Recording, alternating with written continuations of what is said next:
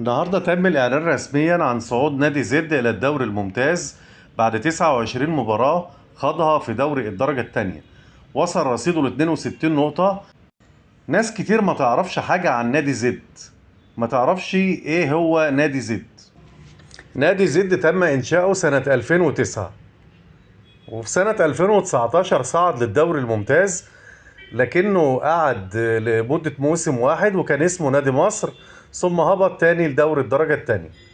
بعد كده اشتراه أنسي ساويرس اللي هو ابن رجل الأعمال الشهير نجيب ساويرس، وحول اسمه من نادي مصر إلى نادي زد.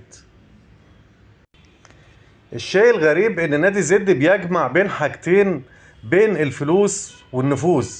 الفلوس متمثلة في إن هو يعتبر بتملكه أغنى عيلة في مصر، عيلة ساويرس. أما النفوذ لما تشوفوا أعضاء مجلس الإدارة هتعرفوا كم النفوذ اللي معمول عشان النادي ده. مجلس إدارة النادي بيضم حازم إمام اللي هو أصلا عضو مجلس إدارة في اتحاد الكورة، بيضم كمان أحمد دياب اللي هو رئيس رابطة الأندية، زائد عماد متعب عضو اللجنة في رابطة الأندية، ومعاه الإعلامي سيف زاهر لتدعيم الناحية الإعلامية، والكابتن أحمد حسن والكابتن محمد زيدان. حاجة يعني منتهى النفوذ بقى، لان هو يبقى له ممثل في اتحاد الكوره وممثل في رابطه الانديه وفي الاعلام، اكبر قناه اون سبورت.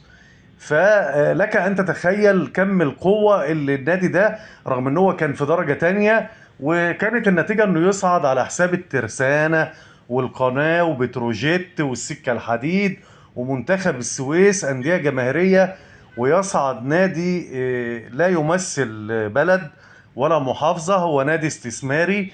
وده اللي جاي في الكرة المصرية، خلاص الأندية الجماهيرية خلاص بيطلع لك نادي زي نادي زد، نادي تم إنشاؤه باستثمار، وموظفين الشركات يقعدوا في المدرجات ويهتفوا ويقول لك عندي جماهير. وهو ده الجديد بقى في الكرة المصرية.